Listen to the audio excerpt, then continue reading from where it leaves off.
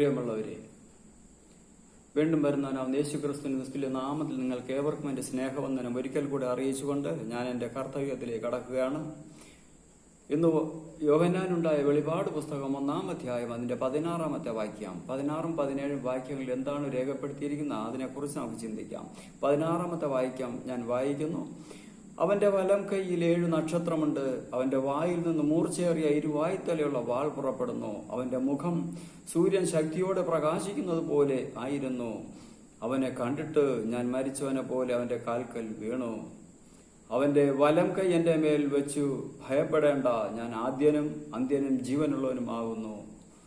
ഞാൻ മരിച്ചവനായിരുന്നു, എന്നാൽ ഇത് എന്നേക്കും ജീവിച്ചിരിക്കുന്നു. മരണത്തിന്റെയും പാതാളത്തിന്റെയും താക്കോൽ എന്റെ കൈവശമുണ്ട്. അത് 18-ാമത്തെ വാക്യമാണ് പ്രിയമുള്ളവരെ. അപ്പോൾ ഇവിടെ ജീവനുള്ള ദൈവത്തിന്റെ പുത്രനാവുന്ന യേശു ക്രിസ്തുവിന്റെ ആ വചനത്തിന്റെ ശക്തി ഇവിടെ പ്രഘോഷിക്കുകയാണ്. വചനത്തിന്റെ ശക്തി ഇവിടെ കാണുകയാണ് പ്രിയമുള്ളവരെ.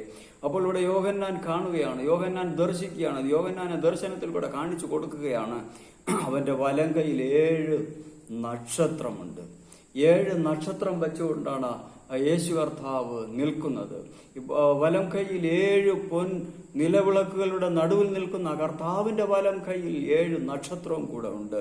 കൂടാതെ ആ യേശു കർത്താവിന്റെ വായിൽ നിന്നും വരുന്നത് മൂർച്ചയേറിയ ഇരുവായി തലയുള്ള വാളാണ് പുറപ്പെടുന്നത്. ഇരുവായി തലയുള്ള വാളെന്ന് പറഞ്ഞാൽ നമുക്കറിയാം മൂർച്ചയേറിയ ഒരു ആയുധമായിട്ടാണ് അവിടെ കാണുന്നത്. പക്ഷേ ദൈവത്തിന്റെ വചനം എന്നുള്ളത് അത് ഒരു ഇരുവായി തലയേറിയ മൂർച്ചയേറിയ വാൾ തന്നെയാണ്. ദൈവത്തിന്റെ വചനം എന്ന് പറയുന്നത് ഒരു മനുഷ്യന്റെ ഹൃദയത്തിൽ കടന്നു ചെന്നിട്ട് അവന്റെ മനുഷ്യ ജീവിതത്തിൽ തന്നെ വലിയ വ്യതിയാനങ്ങൾ ഉണ്ടാക്കും. ഏത് കഠിന ഹൃദയനായിരുന്നാലും, ഏത് കാഠിന്യമേറിയ ഹൃദയമുള്ളവനായിരുന്നാലും, ഏത് വിധത്തിലുള്ള ഹൃദയം തന്നെ ഉണ്ടായിരുന്ന ഒരു വ്യക്തി തന്നെ ആയിരുന്നാലും, കല്ലുപോലുള്ള ഹൃദയമുള്ള ഒരു വ്യക്തി തന്നെ ആയിരുന്നാലും അതിനെ മാംസമാക്കി തീർക്കുന്ന ദൈവത്തിന്റെ വചനം, ആ ദൈവത്തിന്റെ വചനമാണ് പ്രിയമുള്ളവരെ ഇവിടെ നമുക്ക് രേഖപ്പെടുത്തിയിരിക്കുന്നത്. ഇരുവായി തലയുള്ള വാൾ പുറപ്പെടുന്നു. അവന്റെ മുഖം സൂര്യൻ ശോഭയോടെ പ്രകാശിക്കുന്നത് പോലെ ആയിരുന്നു. യേശു കർത്താവിന്റെ മുഖം സൂര്യൻ എത്രത്തോളം ശോഭയോടെ പ്രകാശിക്കുന്നതായിട്ട് നമുക്ക് കാണുവാൻ സാധിക്കുന്നുവോ അതുപോലെ ശോഭയേറിയതായിരുന്നു ദൈവത്തിന്റെ വചനത്തിന്റെ ശക്തി. അതാണ് പ്രിയമുള്ളവരെ ദൈവത്തിന്റെ വചനത്തിന്റെ ശക്തി. ദൈവത്തിന്റെ വചനം യിരെമ്യാ പ്രവചനം 5-ാം അധ്യായം അതിന്റെ 14-ാം വാക്യം വായിക്കുമ്പോൾ അവിടെ രേഖപ്പെടുത്തിയിരിക്കുന്ന യിരെമ്യാ പ്രവചനം 5-ാം അധ്യായം അതിന്റെ 14-ാം വാക്യം വായിക്കുമ്പോൾ അവിടെ രേഖപ്പെടുത്തിയിരിക്കുന്നത് എന്തെന്നാൽ,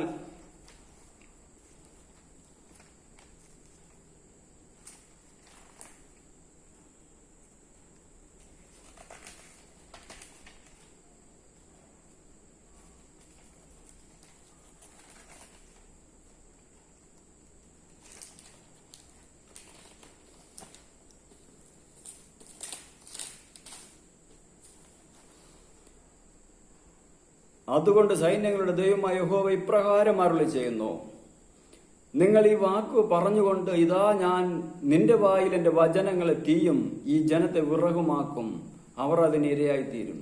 അപ്പോൾ ദൈവത്തിന്റെ വചനം തീ പോലെ നമ്മുടെ നാവിൽ ഉണ്ടെന്നാണ് പ്രിയമുള്ളവര്. ദൈവത്തിന്റെ വചനം തീ പോലെ നമ്മുടെ നാവിൽ ജ്വലിക്കുമ്പോൾ, ഈ ജ്വലിക്കുന്ന ശോഭയോടുകൂടെ ആയിരിക്കുമ്പോൾ, ഈ തീ പോലെ ജ്വലിക്കുന്ന ശോഭയോടുകൂടെ നമ്മുടെ നാവ് ദൈവത്തിന്റെ വചനത്തിന്റെ ശക്തിയിലായിരിക്കുമ്പോൾ നമുക്ക് തന്നെ പ്രിയമുള്ളവർ ഏത് ഇരുമ്പുലയിലും ചുട്ടുപഴുപ്പിച്ചുകൊണ്ടിരിക്കുന്ന ഇരുമ്പ് ആയുധങ്ങളെ പോലെ മറ്റുള്ളവരുടെ ഹൃദയത്തെ കുത്തി തുളയ്ക്കുവാൻ തക്കവണ്ണം, മറ്റുള്ളവരുടെ ഹൃദയത്തിൽ ശോധന ചെയ്യുവാൻ തക്കവണ്ണം ദൈവത്തിന്റെ പരിശുദ്ധാത്മാ ശക്തി നാം ഓരോരുത്തരുടെ മേൽ ഇറങ്ങുന്നതാണ് പ്രിയമുള്ളവരെ. കൂടാതെ യിരെമ്യാ പ്രവചനം 23-ാം അധ്യായം അതിന്റെ 29-ാം വാക്യം വായിക്കുമ്പോൾ അവിടെ ഇപ്രകാരം രേഖപ്പെടുത്തിയിരിക്കുന്നു. യിരെമ്യാ പ്രവചനം 23-ാം അധ്യായം അതിന്റെ 29-ാം വാക്യം, എന്റെ വചനം തീ പോലെയും പാറയെ തകർക്കുന്ന ചുറ്റിക പോലെയും അല്ലയോ എന്ന് യഹോവയുടെ അരുളപ്പാട്. അവിടെ രേഖപ്പെടുത്തിയിരിക്കുന്നത് കണ്ടോ? യിരെമ്യാവിന് കിട്ടിയ ദർശനത്തിൽ കൂടെ യിരെമ്യാവ് പ്രവചിച്ചിരിക്കുന്നതാണ്, എന്റെ വചനം തീ പോലെയും പാറയെ തകർക്കുന്ന ചുറ്റിക പോലെയും അല്ലയോ എന്നാണ്. അപ്പോൾ ചുറ്റിക എപ്രകാരമുള്ള നമുക്കറിയാമല്ലോ. വലിയ പാറ പൊട്ടിക്കണമെങ്കിൽ, പാറ അടിച്ചു പൊട്ടിച്ച് ചെറിയ രീതിക്കുള്ള സൈസ് നമ്മുടെ നിർമ്മാണത്തിനുള്ള ആയുധങ്ങളാക്കി തീർക്കണമെങ്കിൽ പാറ വലിയ ചുറ്റികയ്ക്ക് അടിച്ചു പൊട്ടിച്ച് തകർത്ത് കളയുവാൻ തക്കവണ്ണം ബലവത്തായ ഒരു ചുറ്റിക, പാറ അടിച്ചു പൊട്ടിക്കുന്ന ഒരു ചുറ്റികയാണ് ഇവിടെ രേഖപ്പെടുത്തിയിരിക്കുന്നത്. അപ്പോഴത്രത്തോളം മാംസളമായ അല്ലാത്ത കഠിന ഹൃദയത്തെ നമ്മുടെ ഹൃദയ അന്തർഭാഗത്തിൽ ഇറങ്ങി വന്ന് അതിനെ മാംസളമാക്കി തീർക്കുന്ന, അതിനെ ദൈവത്തിന്റെ വചനമാക്കി തീർക്കുന്ന, ദൈവത്തിന്റെ ശക്തിമത്താക്കി തീർക്കുന്ന ഒരു അവയവമാണ് പ്രിയമുള്ളവരെ ദൈവത്തിന്റെ വചനം. കൂടാതെ യെഹെസ്കേൽ പ്രവചനം 37-ാം അധ്യായം അതിന്റെ 4-ാം വാക്യം വായിക്കുമ്പോൾ അവിടെ രേഖപ്പെടുത്തിയിരിക്കുന്നത് ജീവപ്രദായകമാണ് ദൈവത്തിന്റെ വചനമെന്നാണ്. നമുക്ക് ജീവനും ചൈതന്യവും ശക്തിയും തരുന്നതാണ് ദൈവത്തിന്റെ വചനമെന്ന് അവിടെ രേഖപ്പെടുത്തിയിരിക്കുന്നു. അപ്പോൾ ഇത്രത്തോളം ദൈവത്തിന്റെ വചനം നമ്മുടെ ജീവിതത്തിൽ ശക്തിയും ചൈതന്യവും തരുന്ന ഒരു സാധനമായി മാറുമ്പോൾ ആ ദൈവത്തിന്റെ സന്നിധിയിൽ നാം എപ്രകാരമായിരിക്കണം?